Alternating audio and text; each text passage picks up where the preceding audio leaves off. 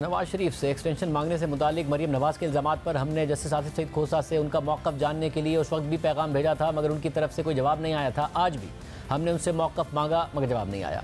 आसिफ सईद खोसा अगर अपना मौक़िफ़ देना चाहें तो ये प्रोग्राम हाजिर है। सियासी इंजीनियरिंग और मुल्क के नाम पर ज़ाती मफादात को तरजीह देने के इल्ज़ामात के साथ पाकिस्तान के बड़े ओहदों पर फाइज रहने वाली अहम शख्सियात इंतहाई मुतनाज़ हो चुकी हैं, जिसमें साबिक army chief general Qamar Javed Bajwa, साबिक DGI लेफ्टिनेंट जनरल फैज़ हमीद और जस्टिस आसिफ सईद खोसा समेत 5 रुकनी बेंच के जजेस शामिल थे। इसके अलावा साबिक चीफ जस्टिस साकिब निसार शामिल थे। इनके फैसले पर अब हामिद खान ने भी सवाल उठा दिए हैं कि 5 रुकनी बेंच का जो फैसला था वो पहले ही हो चुका था और अदलिया को सिर्फ फैसला सुनाने के लिए इस्तेमाल किया गया।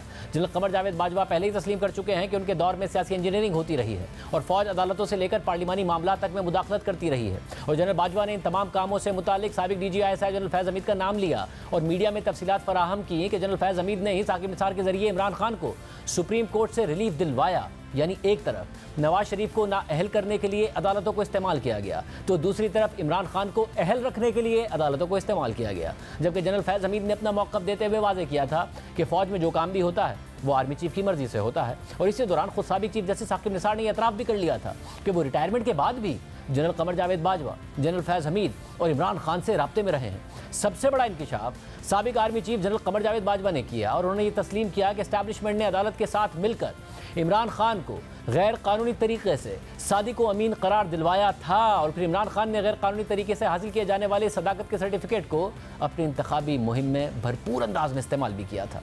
गुज़िश्ता साल के आखिर में सहाफ़ी जावेद चौधरी ने साबिक army chief general Qamar Javed Bajwa से 6 घंटे की तवील मुलाकात की थी और इस मुलाकात से मुताल्लिक उन्होंने 27 दिसंबर को एक कॉलम लिखा और फिर 29 दिसंबर को एक और कॉलम लिखकर बताया कि कैसे जनरल कमर जावेद बाजवा, जनरल फैज़ हमीद और साबिक चीफ जस्टिस साकिब निसार ने मिलकर मुल्क में सियासी इंजीनियरिंग की। कॉलम के मुताबिक हनीफ अब्बासी ने नवंबर 2016 में सुप्रीम कोर्ट में इमरान खान और जहांगीर तरीन के खिलाफ 2 पिटीशंस दायर की और इस्तदा की कि ये दोनों हजरात आइन के आर्टिकल 62 और 63 के तहत सादिक और अमीन नहीं हैं, इन्हें डिस्क्वालीफाई किया जाए। कॉलम के मुताबिक जस्टिस साकिब निसार उस वक्त चीफ जस्टिस थे, कमर जावेद बाजवा आर्मी चीफ और जनरल फैज़ हमीद मेजर जनरल और ISI में DGC थे।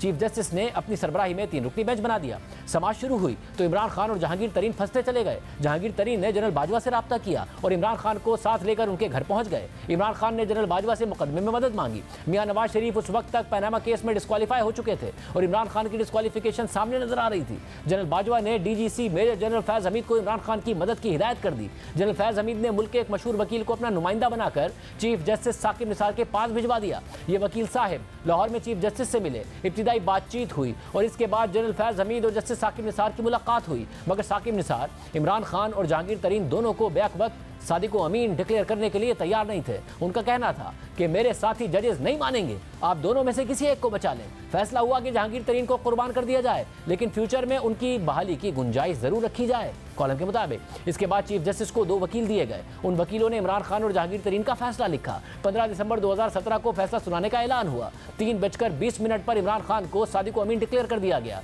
जबकि जहांगीर तरीन मुजरिम करार पाकर सियासत से ताहयात नाअहल हो गए। तरीन साहब बैलेंसिंग एक्ट का शिकार हो गए और फिर इमरान खान चंद दिन बाद शुक्रिया अदा करने एक बार फिर जनरल बाजवा के घर पहुंच गए और उनसे फरमाइश की कि हमने जहांगीर तरीन को ज़रूर बचाना है, मैं उसके बगैर हुकूमत नहीं चला सकूंगा।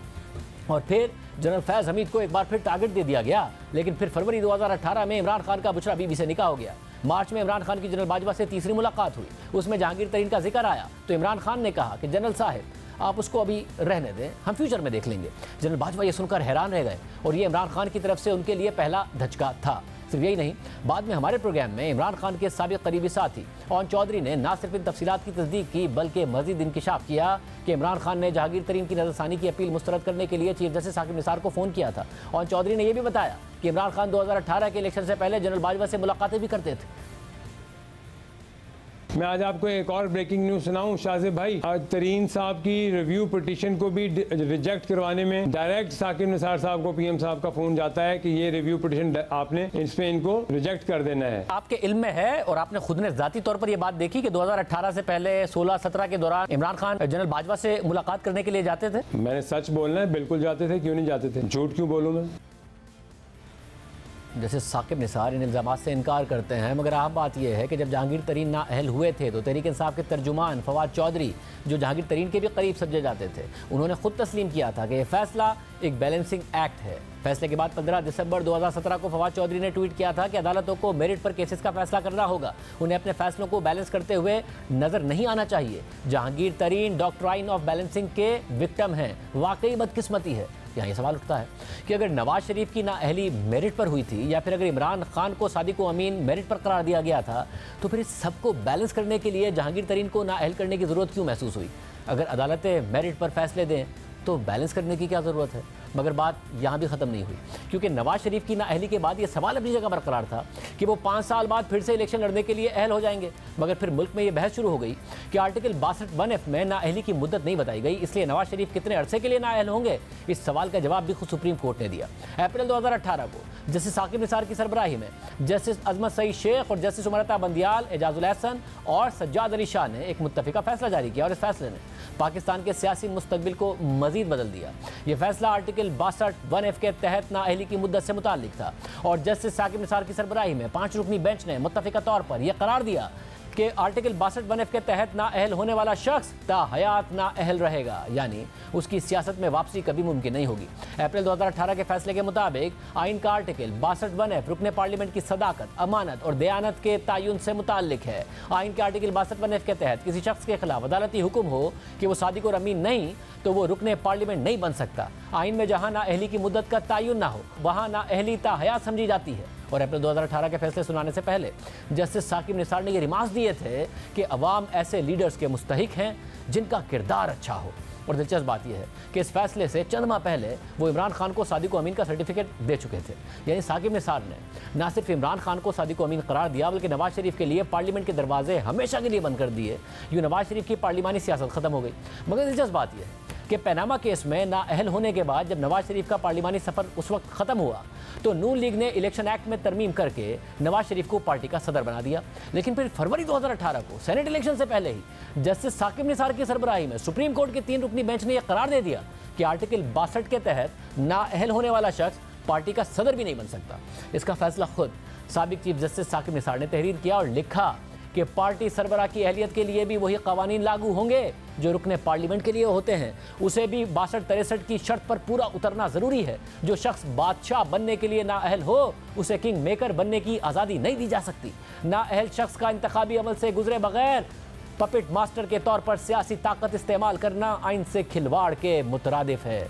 यूँ नवाज शरीफ को साकिब निसार ने पार्टी सदारत से भी हटा दिया और करार दिया कि उनकी तरफ से भी पार्टी सदर की हैसियत से जो फैसले लिए गए हैं वो कलअदम हो जाते हैं। इस तरह नवाज शरीफ ने सेनेट इंतखाबात के लिए जो टिकट दिए थे उनकी भी कानूनी हैसियत ख़त्म हो गई और फिर नून लीग के सेनेट के उम्मीदवार पार्टी सतह पर नहीं बल्कि आज़ाद हैसियत में मुंतखब हुए। मगर मामला सिर्फ नवाज शरीफ की नाअहली तक महदूद नहीं था, बल्कि जस्टिस साकिब निसार की सरबराही में सुप्रीम कोर्ट से नून लीग के अहम रहनुमा एक के बाद एक करके नाअहल होते चले गए। फरवरी 2018 में नून लीग के रहनुमा निहाल हाशमी को तौहीन अदालत के केस में नाअहल कर दिया गया। इलेक्शन से 1 माह पहले जून 2018 में नून लीग रहनुमा दानियाल अजीज की तौहीन अदालत केस में नाअहली हुई। फिर अगस्त 2018 में नून लीग के एक और रहनुमा तलाल चौधरी को भी तौहीन अदालत के केस में नाअहल कर दिया गया। सिर्फ यही नहीं, 2018 के आम इंतखाबात के बाद नून लीग के 2 सेनेटर शाहिद खान अब्बासी की बहन सादिया अब्बासी और सेनेटर हारून अख्तर को दोहरी शरीयत की बुनियाद पर साबिक चीफ जस्टिस साकिब निसार ने नाअहल कर दिया। अब जहां 2018 के इलेक्शन से पहले और बाद में नून लीग के रहनुमा नाअहल हो रहे थे, वहीं साकिब निसार चीफ जस्टिस की हैसियत से इलेक्शन के महीने में यानी जुलाई 2018 को तहरीक इंसाफ के इत्तेहादी शेख रशीद के साथ रावलपिंडी के अस्पताल का दौरा कर रहे थे और साकिब निसार के इस कदम को नाकदीन सुप्रीम कोर्ट की तरफ से शेख रशीद की इलेक्शन मुहिम करार दे रहे थे। इसके अलावा भी साकिब निसार का इमरान खान और उनकी जमात के साथ गठजोड़ बार बार जाहिर होता रहा। उन्होंने डैम फंड बनाने का ऐलान किया, मुल्क से बाहर फंड रेजिंग के लिए गए तो इमरान खान के दोस्तों के साथ फंड रेजिंग करते, खाने खाते नजर आए। वहाँ पर तहरीक इंसाफ के रहनुमा भी मौजूद थे और ये साकिब निसार ही थे जिन्होंने बनी गाला को रेगुलराइज किया, ग्रैंड हयात बिल्डिंग के खिलाफ अपील खारिज कर दी। एक तरफ लाहौर की ऑरेंज लाइन ट्रेन मनसूबे पर काम रुकवा दिया और तहकीकात का हुक्म दे दिया, तो दूसरी तरफ पिशावर BRT पर इल्जामात लगे तो इदारों को तहकीकात से रोक दिया। पंजाब में PKLI जैसे इदारे पर काम रुकवा दिया। जैसे साकिब निसार मुल्क की आला तरीन अदालत को एक सियासी जमात के खिलाफ और दूसरी के हक में इस्तेमाल करते करते रिटायर हो गए।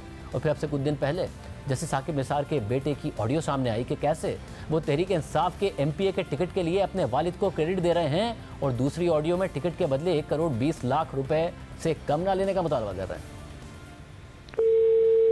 जी सर अस्सलाम वालेकुम सर। जी सर हाँ जी ये आपके एफर्ट्स सारे रंग में आए हैं। सर मुझे इन्फॉर्मेशन आ गई हुई है।